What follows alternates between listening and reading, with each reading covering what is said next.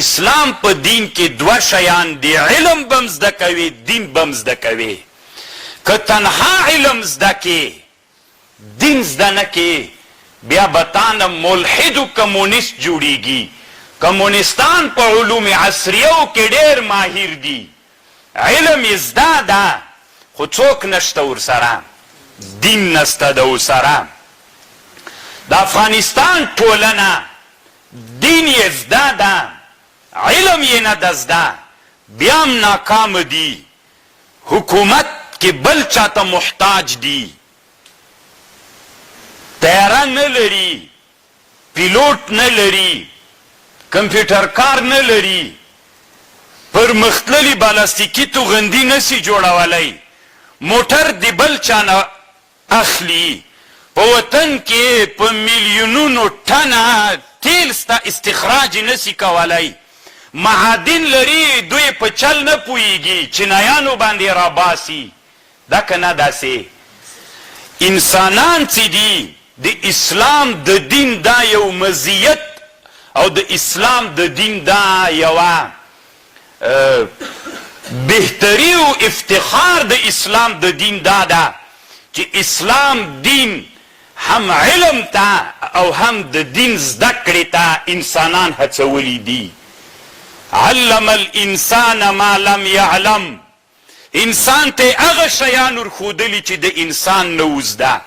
د استدلال له دغه آیات نه کوي الله، دغه آیتونو نه چې الله اول په قرآن کې را نازل کړل، اقرأ باسم ربک الذي خلق خلق الانسان من علق، د دې کې وروسته راځي وعلم بالقلم وعلم الانسان ما لم يعلم، انسان ته هغه شیان ور زده کړل چې د انسان نه وزده.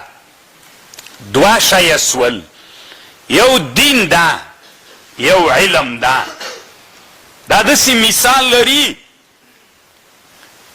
دین بم زده کوي، که تنها دین دې زده که علم دې زده نه که دا ټولنه هم ناکامه ده.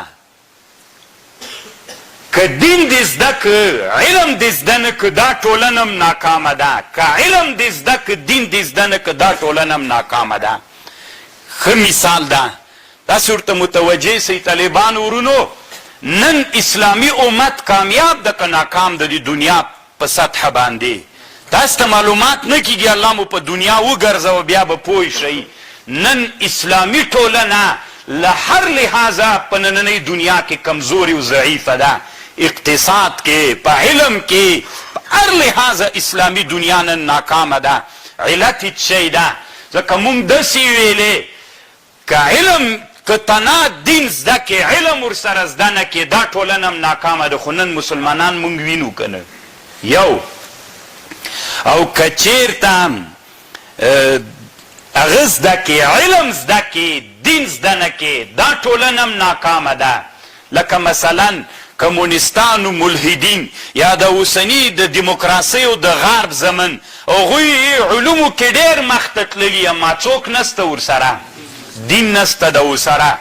اسلام و قرآن چې الله راولیږه د دې مقصد دا ده چې مونږ هم دین زده کو او هم څوک زده کو، علم زده کو. مونږ چې نن مدرسو کې زده کوو څوک زده کوو؟ دا دین د طالبانو علم دا، خو دا د دین علم دا.